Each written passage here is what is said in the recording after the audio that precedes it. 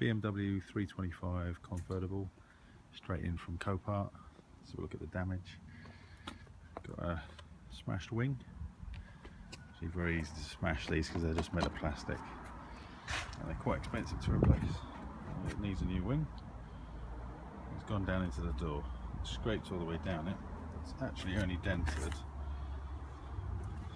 the first patch, but it's easier just put a new door on, so it'll get a new door.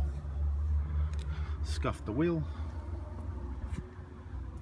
and scuffed that other wheel as well.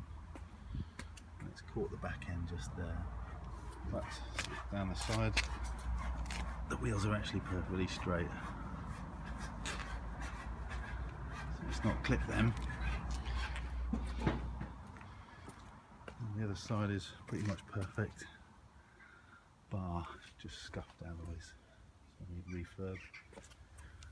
Tiny chip out there, and it's missing the chrome. A little scuffed as well. Apart from that, it's very good. And this is a category C. I just don't get why. I'm guessing because it's clipped. That back part there, she's not a lot, and it's actually just rubber. It's rubbed against someone else's tyre, so that scuff there, that's coming off as well. There's a tyre, so it might have rubbed down the side of a lorry or something like that, or vice versa.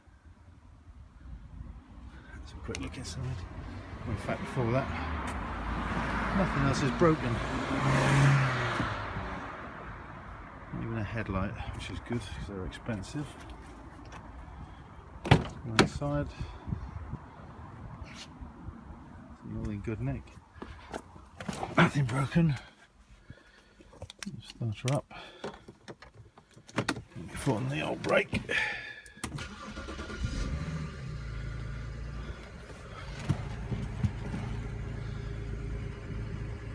$49,000 miles. One owner. Sat nav. Cruise control.